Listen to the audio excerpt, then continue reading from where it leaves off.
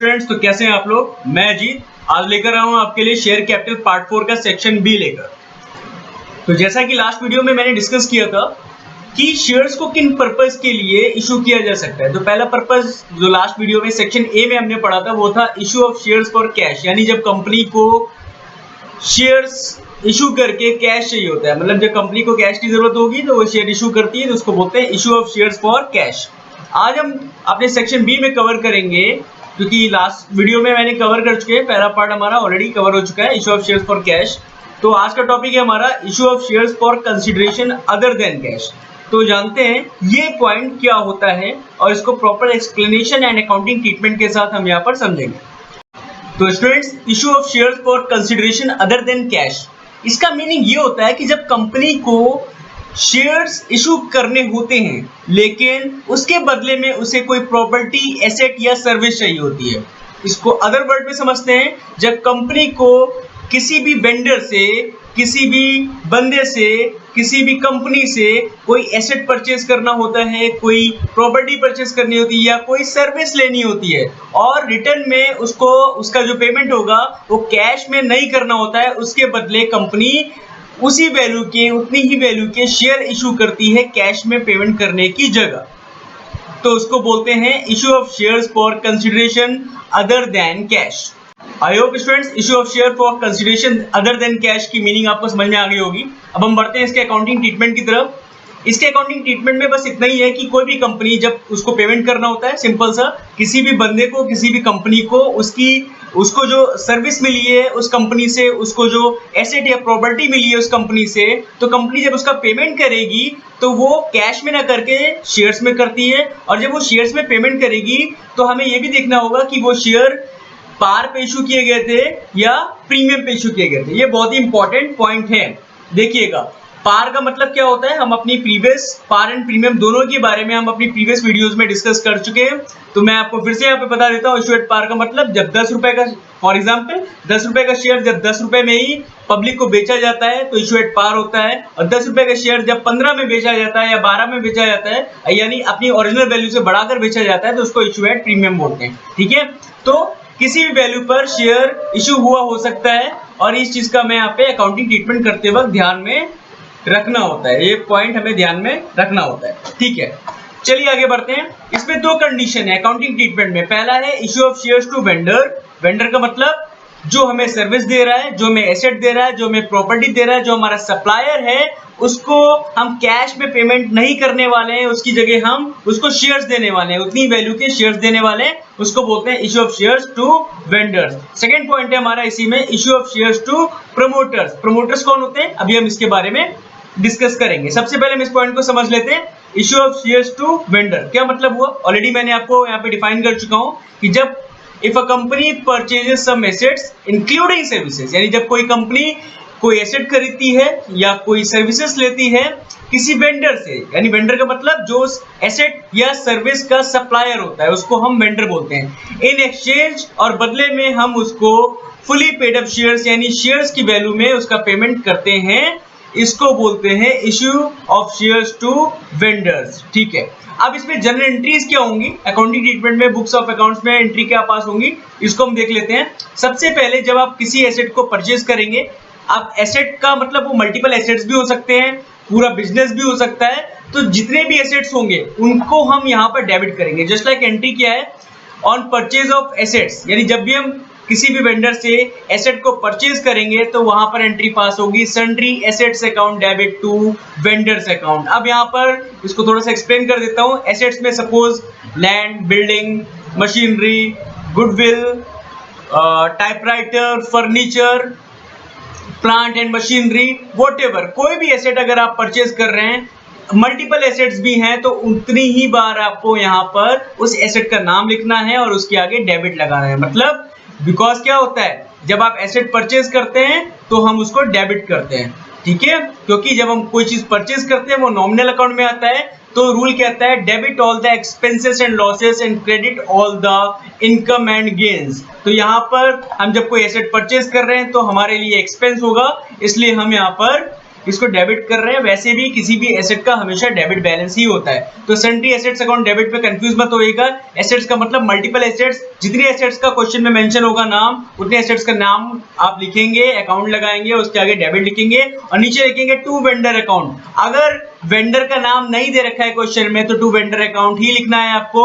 अगर वेंडर का नाम दे रखा है for example ABC company, ABC corporation, whatever, या मिस्टर ए, राम श्याम, कुछ भी कोई नाम दे रखा है वेंडर का या किसी कंपनी या ऑर्गेनाइजेशन का नाम है, तो यहाँ पर वेंडर्स अकाउंट के नाम पे वहां पर उसका नाम रिप्लेस हो जाएगा। अगर क्वेश्चन में नाम नहीं मेंशन है तो सिंपल से आप टू वेंडर अकाउंट यहाँ पर लिख सकते हैं। आई होप आपको परचेज ऑफ एसेट्स की एंट्री समझ में आ गई होगी। अब हम बढ़ते हैं अपनी अगली एंट्री की तरफ कि परचेज तो कर लिया आपने, लेकिन परचेज करने के बाद अभी आपको पेमेंट करना है। तो जैसा कि मैंने बताया, पेमेंट का कंडीशन यहाँ पर क्या है कि हमें कैश में ना करके शेयर्स में करना है। अब जब हम शेयर्स पे करेंगे तो हमें ये जरूर देखना पड़ेगा कि वो हमने पार पे इशू किया था या शेयर को प्रीमियम पे इशू किया था। अगर हमने शेयर को पार पे इशू किया है तो बहुत ही सिंपल एंट्री आपको पास करनी है, just like vendors account debit to share capital account. क्यों? वेंडर का मतलब जिससे हमने परचेज किया है, अभी हम उसको पेमेंट कर रहे हैं, तो वेंडर का मतलब यहाँ कोई ऑर्गेनाइजेशन होगा, नाम होगा तो मतलब ये पर्सनल अकाउंट होगा। तो डेबिट द रिसीवर, तो यहाँ पर रिसीवर वेंडर है और यहाँ पर हम इसको डेबिट कर रहे हैं क्योंकि रूल कहता है debit the receiver and credit the giver according to the rule of personal account. तो यहाँ पर वेंडर का नाम हो सकता है, कोई ऑर्गेनाइजेशन हो सकती है, कोई कंपनी हो सकती है, कोई फर्म हो सकती है, उस वेंडर को यहाँ पर आप डेबिट करेंगे। और पेमेंट, क्योंकि यहाँ पर आप टू कैश या बैंक नहीं लिख सकते क्योंकि ना ही आप कैश से पेमेंट कर रहे हैं ना ही आप बैंक के थ्रू पेमेंट कर रहे हैं, आप सिंपली उसको शेयर में पेमेंट कर रहे हैं। तो that's why vendors account debit to share capital account यहाँ पर से एंट्री होगी in condition of issue at par. लेकिन अगर प्रीमियम पे शेयर इशू है तो बहुत ही माइन्यूट सा चेंज आपको यहाँ पर करना पड़ेगा, पूरी एंट्री सेम रहेगी। देखिए यहाँ पर जैसे लिखा भी है vendor account debit to share capital account, बिल्कुल सेम है, लेकिन क्योंकि प्रीमियम है, बढ़ा के है, तो प्रीमियम के लिए एक अकाउंट मैंने ऑलरेडी आपको इंट्रोड्यूस करा चुके हैं प्रीवियस वीडियोस में।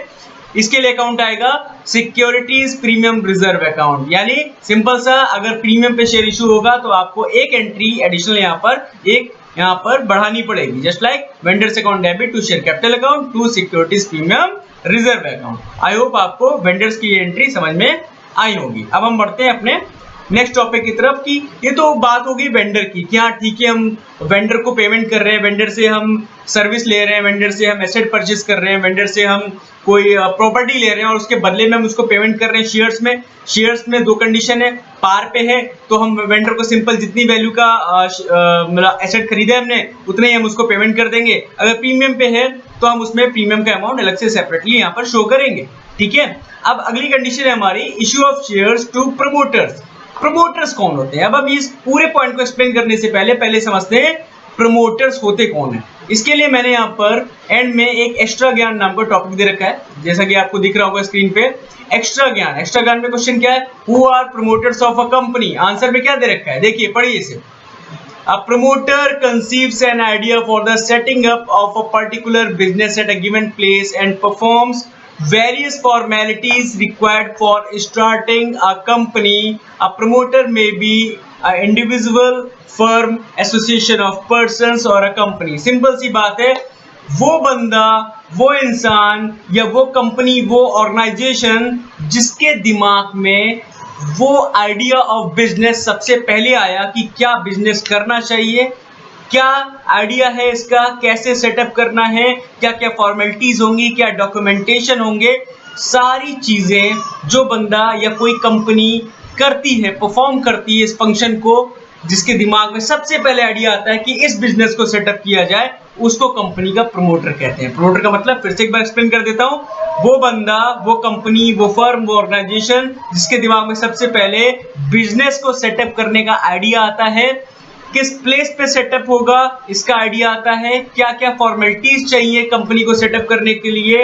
ये वो फॉर्मेलिटीज पूरी करता है, उसी को बोलते हैं प्रमोटर। और ये प्रमोटर कोई एक पर्सन भी हो सकता है, जस्ट लाइक यहाँ लिखा भी है, अ प्रमोटर में be a individual, a firm, कोई फर्म भी हो सकती है, एसोसिएशन ऑफ पर्संस और अ कंपनी, बहुत सारे पर्संस का एसोसिएशन हो सकता है, या फिर कोई एक कंपनी भी हो सकती है। जो एक दूसरे बिजनेस को सेटअप करती है, उसका आइडिया अपने दिमाग में लेकर आती है, उसको बोलते हैं कंपनी का प्रमोटर। आई होप आपको ये पॉइंट यहाँ पर समझ में आ गया है। अगर आपको प्रमोटर समझ में आ गया है तो मैं आपको बता दूं, कभी कभी कंपनी क्या करती है, जो उनके प्रमोटर्स होते हैं, जिन्होंने बिजनेस को सेटअप किया होता है, जिन्होंने सारा बिजनेस को एकदम क्रिएट किया है, बिल्डअप किया है, सारा आइडिया उनका है, बेस क्रिएट किया, फॉर्मेलिटीज उन्होंने की, सारी लीगल फॉर्मेलिटीज करके कंपनी को एक एग्जिस्टेंस में लेकर आए, अस्तित्व में लेकर आए।